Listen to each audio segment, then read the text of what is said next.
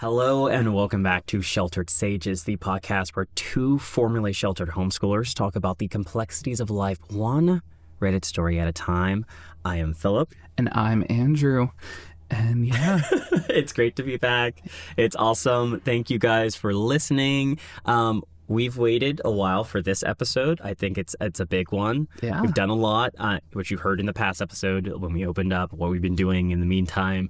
It's great to have our parents on. Yes. I'm happy that they agreed to be on the podcast and they weren't too afraid of that.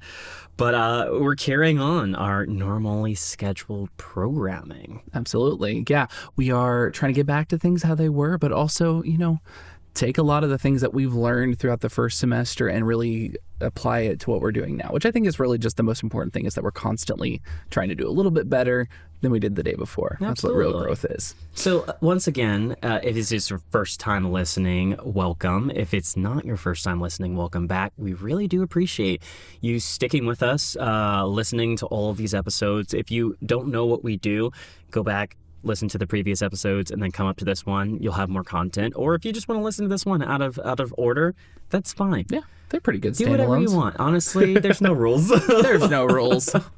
We are the Wild West. There are no rules. But let's get into this episode. Before, we were talking about something that we were really excited about and that we really knew a lot about-ish, is our parents. And our parents were talking about homeschooling. Today, we have a topic that's a little bit different that we don't know as much. Andrew, what is that topic? Oh, we're going to talk about public school. Oh, boy. So for those of you who have gone through public school, congratulations. I'm so proud that you survived. Made it well done, because...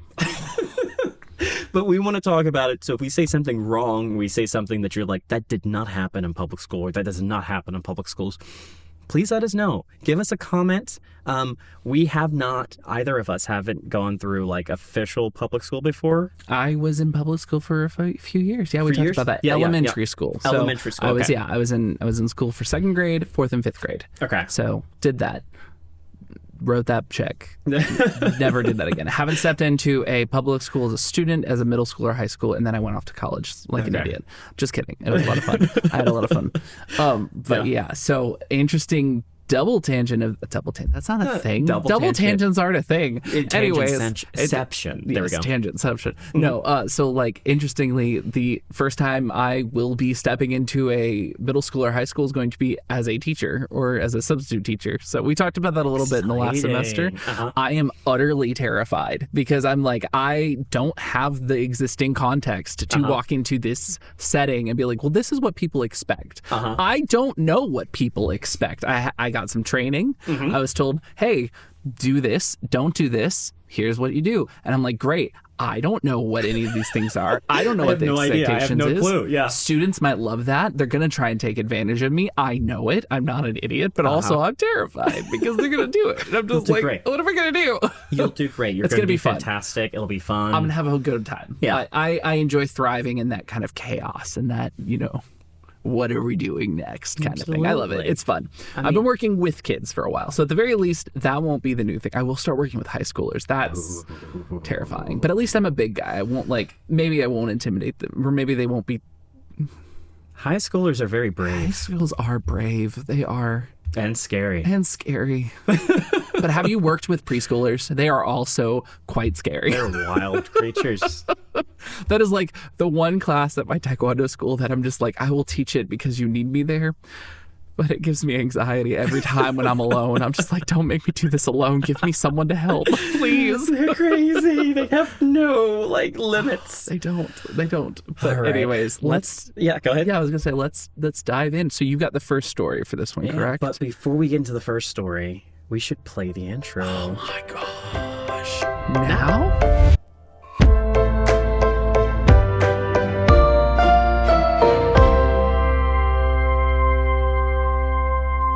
I'm excited about that. Did they get to hear the new intro? I think they got to hear the new intro. Me throwing Philip under the bus because at the time of recording this, there has not been a new intro. Ooh. But now it's canon. It's canon. We have to do it. Okay. Well, after I got thrown on the bus, I'm going to throw a story at you. Where someone probably got to the place that the story takes place on a school bus? They probably got There we go, keeping the train alive. All right, let's do this. So my first story is Am I the picklefoot for being honest about how I was bullied and how the teachers at my school did nothing about it while being interviewed by a current student? Wow, we are really starting off hot, aren't Yes, we? we All are right, starting let's off hot do there. this. Let's go. All right. Before we continue, this next story is going to be a bit about bullying. So if you're triggered by that, just know it doesn't go into too intense detail, but there is specific instances where you'll hear about bullying. Yeah.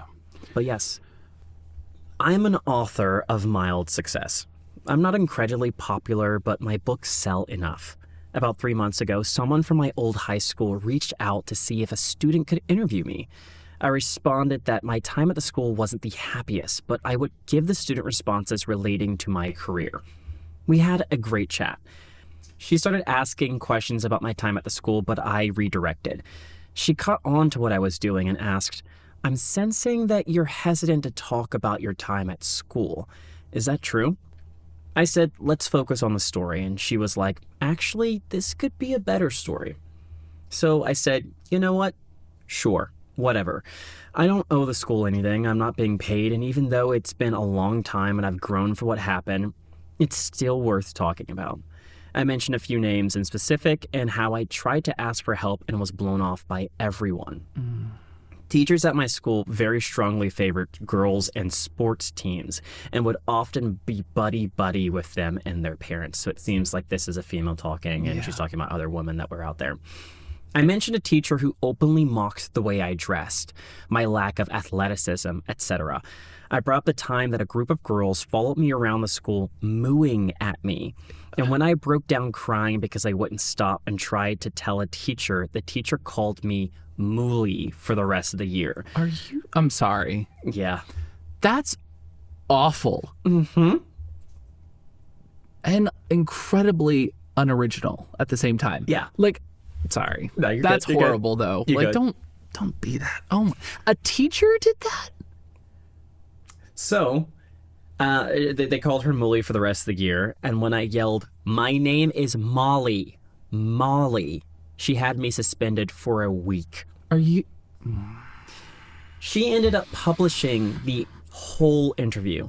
Nothing exactly went viral, but there were posts on Facebook with a ton of comments, and it caused some commotion in that community. A few weeks later, I was contacted by a school official who chastised me for bringing up old wounds and trying to paint veteran teachers as bad people when they were going through difficult times already. The teacher responsible for the Mooly incident had a local lifetime teaching award taken away from her after it all came out, so it was really worth it. Oh, so was it really worth it? And maybe I did remember things wrong? Finally, a handful of my old classmates, many of them stuck around town, found me, and I was barraged with a ton of messages telling me that I'm ruining the reputation of the school and several prominent community members. It was X years ago, so why can't I just get over it, etc. Some of them obviously haven't changed. It was a long time ago, yes. I don't know how I really feel about how this all went down, though. I know times are tough for teachers right now. I didn't set out to hurt anyone. I was just telling my truth. So, am I the picklefoot? That is really upsetting. Like, so there's two parts of it. Obviously, the gut reaction is to go not the picklefoot. I think that's the gut reaction to go through. But I want to dig into it a little bit because I do think there is some things that happened, and again, there's not full context of it, but there's some things that happened in it that I think we need to address. So it doesn't say for certain, but from the fact that the teacher's award that was revoked, it makes me believe that she name dropped the person who did this. Yes. It seems like in the story, she said that she gave, mentioned a few names in specific and how I tried to ask for help and was blown off by everyone. So it looks like she gave their name. That's the part where I stand. I'm like, now you're kind of entering defamation territory. I will preface this by saying no one should have to stay silent if they've been abused. No one should have to stay silent about trauma that happened to them or things like that, because that's how patterns of abuse continue to happen is because people don't say anything. They stay silent. Yeah. Things of that nature. However, choosing such a public forum to come forward and to be like, hey, I'm going to name my abusers and I'm going to name the people who bullied me in this community. You have to recognize the cost of what you're doing and decide if that cost is worth it. Yeah. It's a hard conversation to have because I don't know the full extent of the bullying that occurred. But I don't know, because it's like, I don't want to say destroying someone's reputation and career and things like that is worth it if they bullied you or name called you or things of that nature. Yeah. But also, if people are getting things taken away from them, if people are things, maybe there's more going on that was just the can of worms, or that was just that was just the straw that broke the camel's back. Yeah.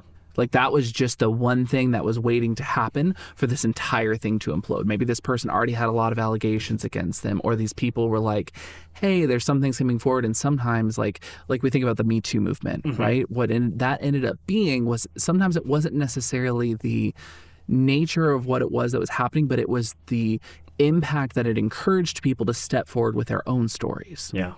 So that's just, it's hard though. It's always really, really hard when you think about those kind of things. When I was reading this story initially, I was like, wow, there's a lot. And I kind of went for the same thing as in a public forum when you're talking about different individuals, especially trends, someone hurting you or someone did something that they weren't supposed to do, and you're talking about that.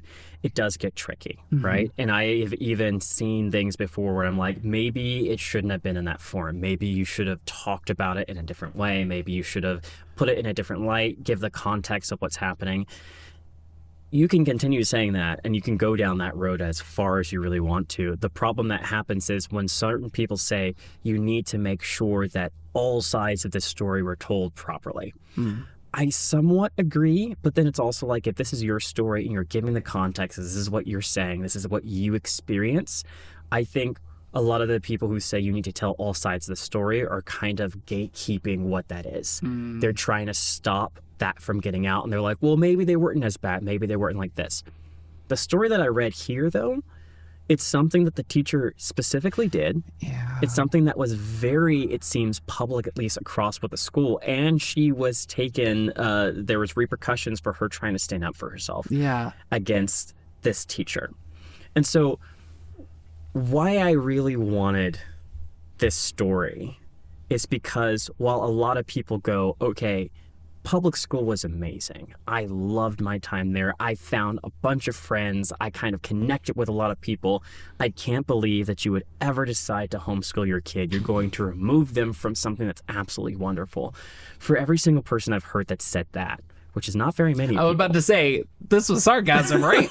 Because that's not what I ever hear from people. There are so many other stories where I've heard how horrible people can be. And I know it doesn't remove you from it by being in homeschool. I had my share of bullying, nowhere near as bad as this, but I had certain people who were coming against me.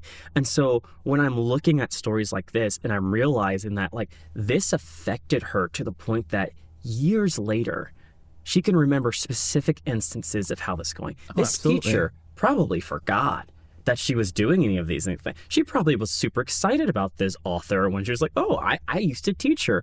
She might have even thought to herself, I do remember she acted a little weird and maybe she wore weird clothes, but I'm glad she's doing something and she's successful. Meanwhile, this author is going, no, you picked on me relentlessly. Yeah, you came up with something terrible. Yeah, no, that's the part where I'm just, so like, obviously, we think about like homeschooling and things like that. We're with one teacher for most of our life, unless we're doing like a co-op or things like that. But when you're in that setting, these people are supposed to be the adults that you can trust.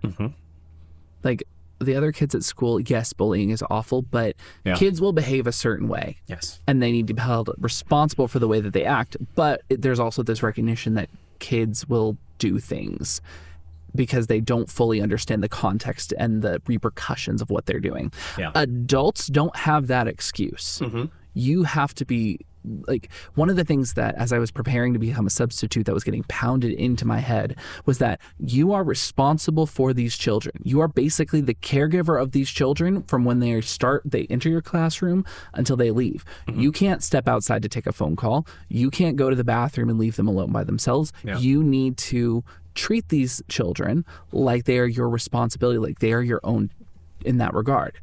So to do that to someone that is supposed to be trusting you, is supposed to be someone that you can go to and talk to about these things, it's just going to create a lot of problems. And in that regard, I do think that it's only, I don't want to say fair, because sometimes, again, that gets into the argument of like, does the price pay the thing, or the punishment fit the crime? Yeah. But that being said, this person had every right to share their story. If I were in that situation, and honestly, similar to how we handle things here on the podcast, where we tell a story about someone, even if it's someone that like listens to the podcast and like actively talk, and I know would have no problem if I name drop them, I don't use names, because I recognize that like I'm now associating this person with this content that I'm making, and it's only fair to that person that they are 100% okay with it and they give me approval to do it. And I think you have to be careful with that as well, because again, it's not necessarily your story at that point. It's more how you're going about it. It's like there is free speech, and there's free speech, but it's not like you're free of consequences for whatever you say. Yeah, freedom of speech just means you won't be arrested for saying things. Doesn't mean that the people have to pretend or give you freedom to say whatever you want and not feel bad about what you say. Exactly. Like if you claim that you robbed a store, you can say that openly on a podcast. I did not. I just want everyone to know that. But if someone goes, hey, you literally just admitted to it. Yeah, admitted to it. Then you're like, oh yeah, but like I have free speech. It's a little bit different. For this individual, I feel like they are not the picklefoot. I agree with you in that regard. I stand by that they're not the picklefoot, but I also think that they should have definitely handled this a little bit differently. Yeah. How I would have handled that, I do not know. I am not a person who does these things. I can say with confidence that teacher is a deviled egg. Like no doubt in my mind. Again, the kids are awful. Yeah. I mean, I say this as a teacher. Kids can be awful. Yeah. I should say that. Because and I say this as someone who was a kid. I did things that I look back on and I'm like, why did I do that? We don't know. We're going through puberty. We're in high school. We're trying to figure out what all of these things are. And I have to learn how to do geometry on top of all of that. Like, no. Yeah, that's fair. I'm going to give you a comment as well. It looks like the public also agreed, or at least Reddit agreed. They said, not the picklefoot. Trying to paint veteran teachers as bad people. They put in quotes over there, and they said, you weren't trying to do anything. They were bad people, which I have something to say about that.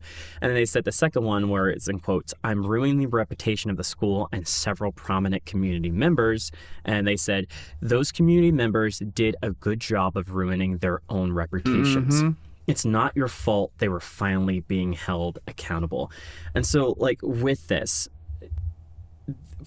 there's a lot of good teachers as well. Yeah. There's a lot of bad teachers, but it's also recognizing that the stuff that you say and the stuff that you do can affect. For this teacher, they said something that was very hurtful towards this one individual. Absolutely. That they carried for the rest of their lives, that went through there. Now this person is saying those things that person told them before. This author is going, she's like, this is what happened to me. This is my experience in school. And now that person is getting those repercussions. Yeah. So in the same way where it's like, okay, be careful about what you say publicly, because, don't just start saying, oh, this person was absolutely terrible and I hated them and they were bad, and just start going over. Make sure what you're saying is the truth, but be careful of how you're treating people. Yeah. Because while you might be like, oh, this is just a kid, she's just in high school and everyone else thinks it's funny. One, be kind regardless, because, you know, people have enough to go through. But Yeah. two, you could have repercussions later on as well. Absolutely. You never know what could happen. This is like beyond just being kind. Like maybe they do become a very successful writer that is being interviewed by a bunch of people. She said she's not very famous or hugely popular, but let's say like she becomes the level of J.K. Rowling, I think her name is. Yeah. Rowling. Okay. J.K. Rowling's done enough for herself. She has. But like that could happen. Absolutely. Yeah. And so just looking at this one person and deciding, I get to make fun of you because I'm your teacher. Not a good move. In the same way, in the future, it's like, be careful about who you're talking about. But I agree, not the picklefoot. Yeah, definitely not the picklefoot. And it's, yeah. I mean, we could talk about this, I think, for a long, long time. But the reality does come down to, and you were kind of hitting the nail on the head when you said, people have to be, you have to think about who you're talking to. And I think it comes down to recognizing that people are people. Yeah. And like each person is important. Yeah. You can't pretend that one person is more important than the other, which is, they were talking about favoritism, right? You can't pretend that, or you can't treat them, or even if you feel this way about someone, like, you know, I can't deny that there are children I enjoy teaching more than others. Like I even kind of talked about the preschoolers. Like it's a challenge, but it doesn't mean that I don't care about them. And in that moment, I'm going to do my best to work with them. So it's just really important that that as teachers, you're just recognizing the impact that you have on people. That's fair. So that was good. That was, I said, good story. There's a that last little bit towards it absolutely. as well. So the original poster, they sent in like an end thing. They said, so I didn't expect this to be so overwhelmingly in favor of not the picklefoot. I wasn't looking for validation, but wow. Some of you are sending me heartbreaking stories of bullying and being ignored or gaslit, and I am so sorry. Thank you for all the responses. If the mods want me to take this down because of validation or whatever, please do. I have my answer.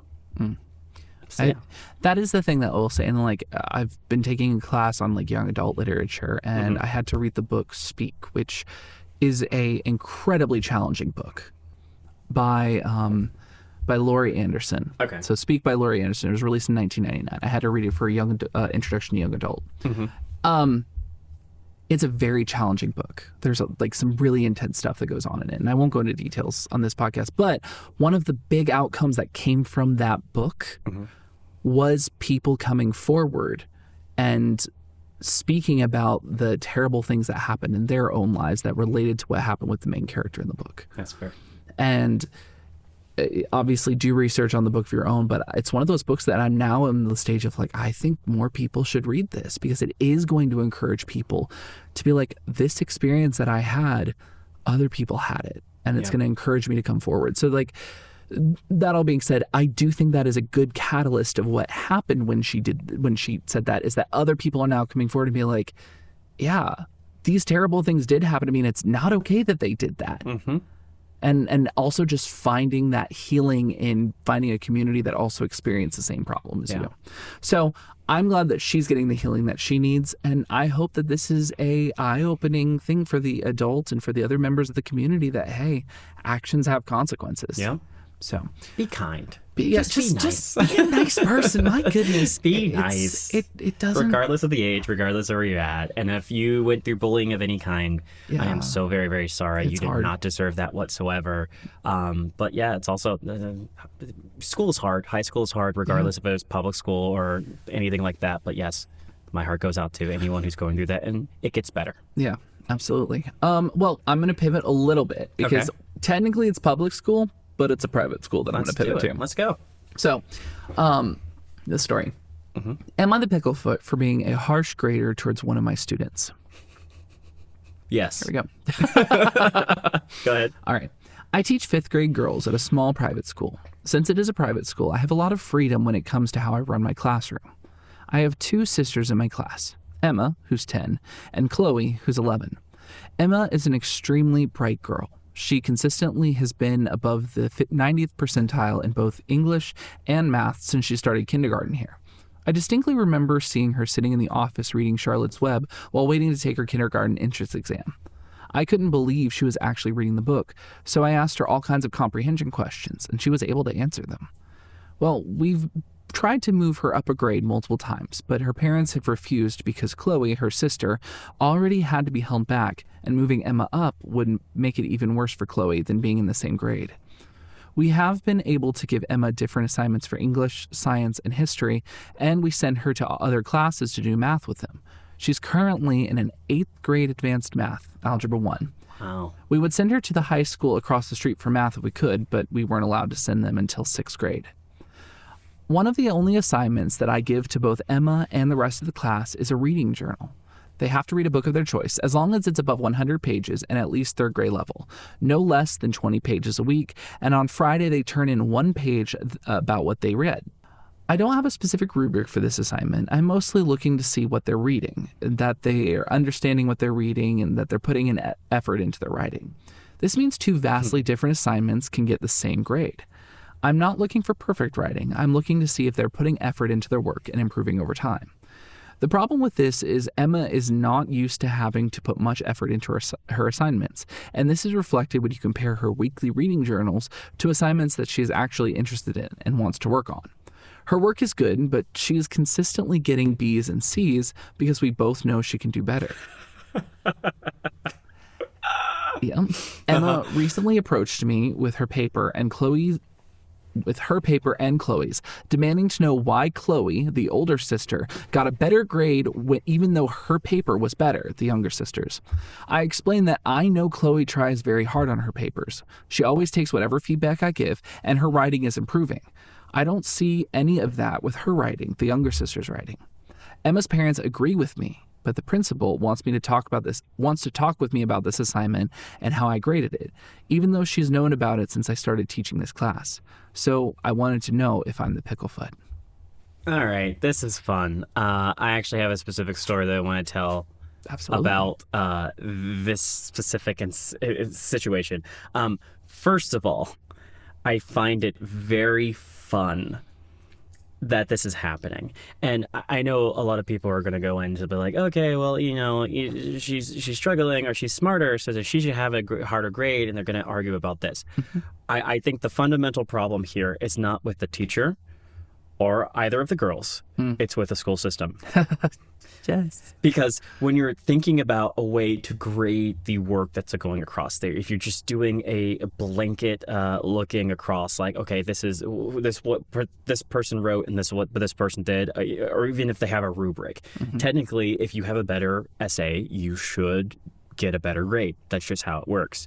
That said, yes, some people are probably better at writing than other people, so they're always going to get better grades. So you're going, okay, maybe that person should always get a better grade, but then it's not actually allowing them to grow. So then you're going, okay, we should put them into a different place where they are more challenged. But then the other kids don't get to be more challenged, or you have a child that is much younger and an older class with a bunch of other people, and then that's not going to help her because let's say you're a middle schooler and now you're in a high school class because you're that smart. While it might be helpful for your learning, high schoolers are different than middle schoolers, so that can get really complicated.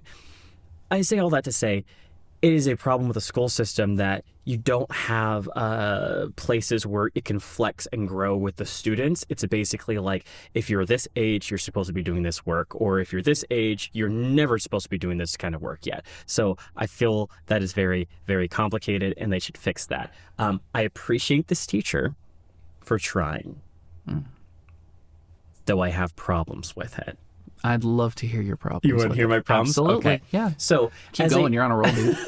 As a homeschooler, and my mom, she can listen to this and say if it was right or wrong. I might even add something in there later. She would grade our papers similarly to this. So regardless of whether it was a good paper or bad paper, since my mom knew us so well, she'd be like, okay, you're good at writing. You already know how to do this. You can do it. So one time I wrote this really good essay. I felt it was good. I kind of slacked off on it. I just needed to finish it. It was based off a book. I put it out there. I sent it in. It had all the stuff it needed to be. I'm pretty sure it was just as good as my older sister's essay. My mom looked at it and she said, you can do better. And she gave me a B. Mm. And I was upset, and I was like, this is not fair. I did the essay. I did everything I was supposed to. I answered every single one of the questions. I did the correct spelling. Sure, maybe it's not as original or specialized or anything like that, but I don't really care. It's like, just give me an A. She's like, no, you can do better than that. Mm. And so then I was very, very frustrated because I feel like it's not as fair if you're doing the thing that they're supposed to, like at work. If I do the same amount of work as someone else, I should be getting the same amount of like success or money or whatever responses of that. If they're like, well, I know you could work twice as fast as everyone else that's there. Yeah, see, it actually negatively affects you if you work really hard at work sometimes. Exactly. That's not actually fair. I should be getting the same amount for the same amount of effort. The other side of that, I think it was like a year later, I wrote this essay about Benjamin Franklin. And I know Benjamin Franklin has a lot of issues and there's a lot of stuff that Yeah. But I like inventors. I like the fact that he was looking into these new futuristic things, and at his time he was one of the on the cutting edge of a lot of stuff. Yeah. I wrote that essay, I sent it in, gave it to my mom, and she gave me an A. And she was like, this is wonderful. I can tell you really care about the subject. I can tell you put time into it. The way you wrote it was great. The way the story went along was great. You caught my attention. It's a good essay, not just at your age, but just in general. Good. You did a good job. Yeah. And it made me so excited because it's like she realized that I could do better, and she pushed me to reach for that. In her case, I think she was partially right. But Are you talking about the teacher or your mom? My mom. Okay. But it was also still very frustrating, the fact that, you know, I had to work harder to get a good grade. So again, it's the problem of the system, not necessarily teacher or the people for it. I feel like the girl, if she's doing good essays, should be able to get the same grade or a better grade. Like, she should always get A's if hers was good. But I understand the teacher for trying to push her to do better. Yeah. So it's an interesting thing. And I want to preface this with there's an answer that the public gave. And I don't know how much I agree with it. Okay. So the public labeled her as the picklefoot. Oh. Yes. I'm going to get into some comments, and then I want to talk about my opinion about it, because it is interesting, because I initially read this because when you read Reddit stories, especially these from the subreddit, it's very easy to see where, like, or you can see what the rating is before you start reading it. Yeah. So I came into this with a presupposition about what it was going to be. And then I read it and I'm like, I don't know if I feel the same way. It's a tricky situation. It is a very tricky situation. So into the comments, one of the first ones, someone said, "You're the picklefoot." And this is from a teacher. "Grade her as a fifth grader. Be positive. Praise her for for working hard at something she isn't into. She does a sufficient job to get it done, and that's perfectly fine. No one can excel and do 100% all the time." Another person said, "This is how we end up burning out. Every teacher does this because they know you can, quote, do better. So we end up spending tons and tons of time every year to get what should be a natural A, only to get to college and just stop caring and start partying because we finally have freedom and a chance to relax." And then someone commented by saying this: "I was this child. I ended up finishing college much later because I was just so burnt out." And honestly, that's pretty similar to my own story. That's fair. Yeah. So I will say, I think that's one of the positive sides of homeschooling, is you're not in comparison with anyone else. You're kind of just doing what works best for you. Yeah. I know there's that quote, "Comparison is the thief of joy," right? And like, this wouldn't be a problem if she wasn't looking at her sisters and being like, "Hey, why am I not getting this?" The real thing was that she was striving for the A always. And that's might be from the parents, and that might be probably from the parents if they were perfectly fine with her getting B's and C's in this regard. But I come from an interesting side of it, where I am of the mindset of we should always be trying to do our best. And sometimes that best might not look like an A. Yeah. That best might not look like a C. That best might look like something else. So I'm gonna pivot over to martial arts. a little bit, because that's where I do a lot of my grading consistently right now. Obviously, when I get into teaching, especially once I finish my degree and get into the schools, I will be doing more grading. But right now, my most consistent grading that I do is for belt exams. So basically, you work at a belt for a specific period of time, and then you test, and then you move forward. I don't grade people when they go do martial or they go do taekwondo testing on a base level.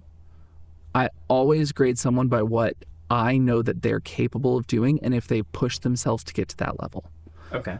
And the reason for that, especially for something like martial arts, where it is a sport that anyone can pick up, and it is a activity that has benchmarks of what we need to see, but also is not something that you have to complete for like school or something like that. This is an activity that you're participating in. These are the like certain benchmarks.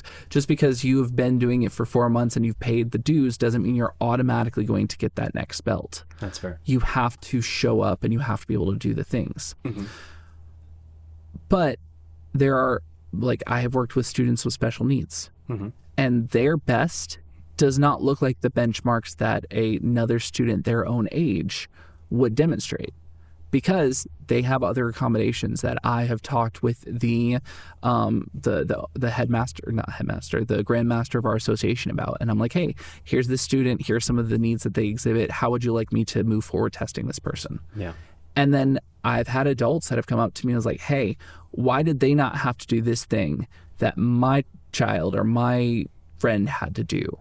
And I look at them and I'm like, because I'm not grading them based off of what everyone should be able to do. I'm grading them off of the best that they can do.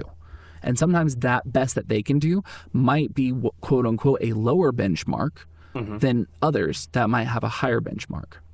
And so it becomes a really complicated thing, because I think it does come from a need of, we need to do our best. But I think the pursuit of that best can look different to different people. That's fair.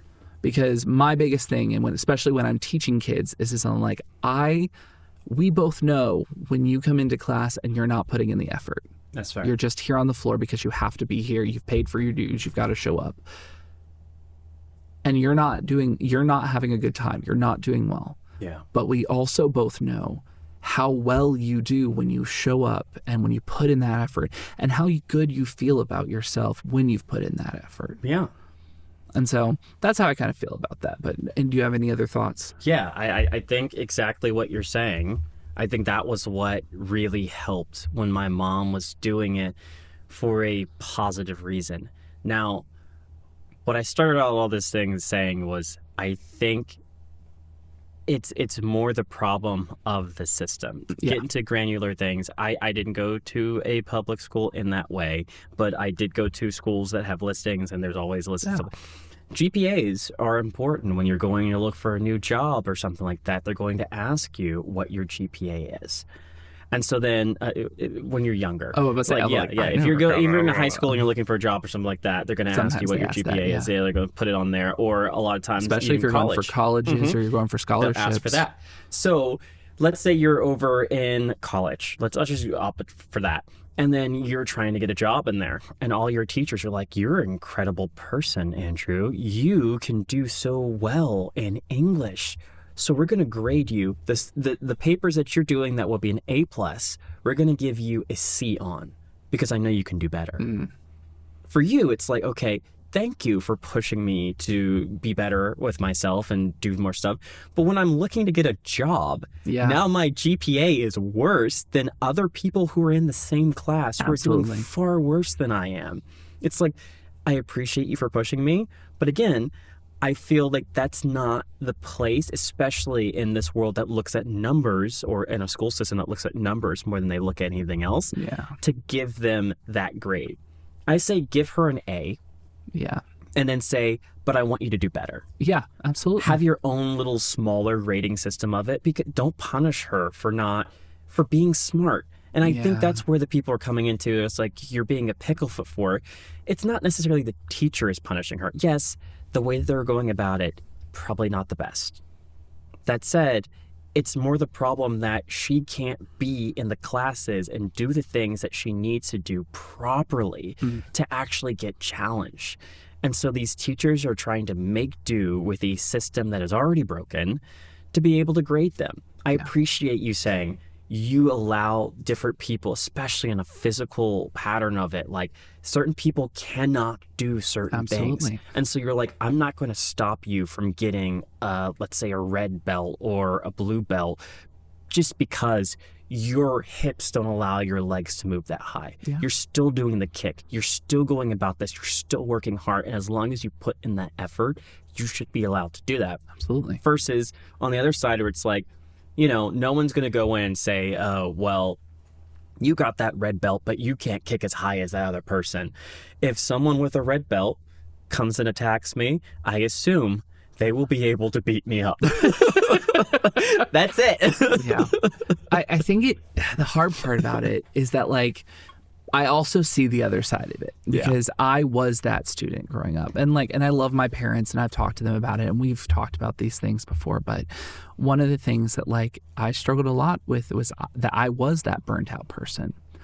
And I remember the first year that I went to college, and because I was pushed to you need to get your AA, you need to keep going, you have these scholarships, you've got to go.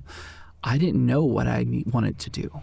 I didn't know what I needed to do, but I knew that I was smart because I had been told I was smart my entire life. And I knew I needed to do something with my life because people had been telling me my entire life I needed to do something. I just didn't know what that was. And so then I'm getting into this college where I'm supposed to be motivating myself to do these things and go for this degree that I don't really want to go for, but I feel like I have to because everyone's told me I've had to.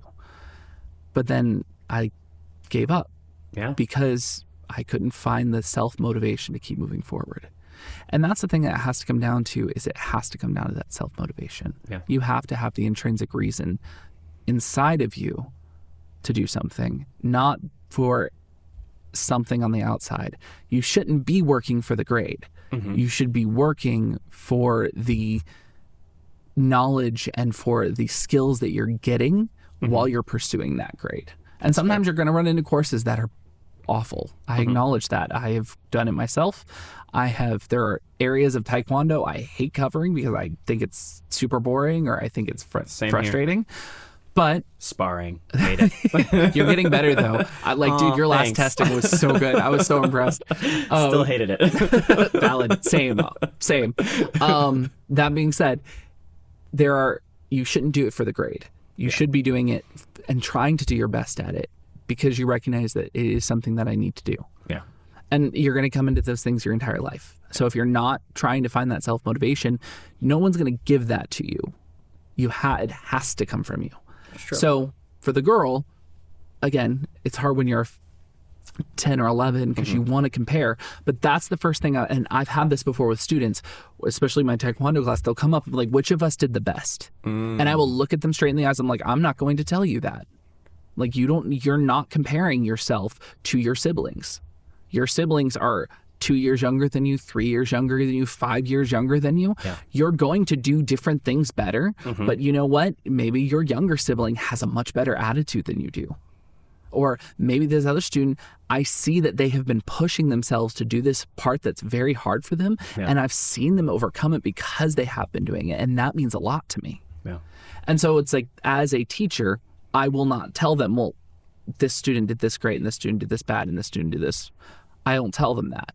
We used to actually let our kids see their grading papers, and then we stopped doing that when we realized that siblings were comparing it to see who got the better grade. So now we just hold on to it and then read the notes of what we want them to get off of it, and then it's an official record if we need to show anything to anyone. You're not comparing to your siblings, you're comparing to your previous self. Exactly. Exactly. And that's what you should always be doing, in my opinion. But you kind of hit the nail on the head when you said that the public school system has an issue with, even the private school system, it has that issue with, its expectations that it sets for students. And so I think it's really, really important that, that's why I love homeschooling. And I think people should consider homeschooling if it's something within your means that's an option, because it removes those standardized benchmarks that people have to follow, and it allows someone to focus on what they're passionate about.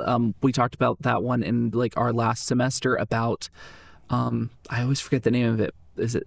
I want to say the Pomodoro method. Is that right? Montessori? Montessori method. No, is, you're that good. is that a pasta? I don't know what I was saying. I think Pomodoro is like the little clock that you have. It's like a Pomodoro clock. I don't know. Anyways. I'll look it up while you're saying While I'm it. talking. But anyways, it's that reality of like letting kids explore things the way that they want to explore it and how it makes sense to them. And like I got some of that being a homeschooler, and that was awesome. As like I got to explore the Old Testament of the Bible by doing research to write a historical fiction story, which is so cool when you think about it from like an adult perspective. I'm like, that's such a great way, because I had to do all these research. And I remember it specifically because it was actually like the story of this kid who was like, it was like the perspective of the 10 plagues of Egypt, but from the perspective of like a 12-year-old kid. Oh, that's terrifying. It was horrifying, but it was really cool. And like think about like he was swimming when like the water turned to blood and things like that. And it was just like, it was a really cool opportunity though. But like I remember almost all of the plagues because I had to do research on it to write the story. That's fair. And so it's like it's a really cool method, but again, I don't want to get too much on it. What is Pomodoro?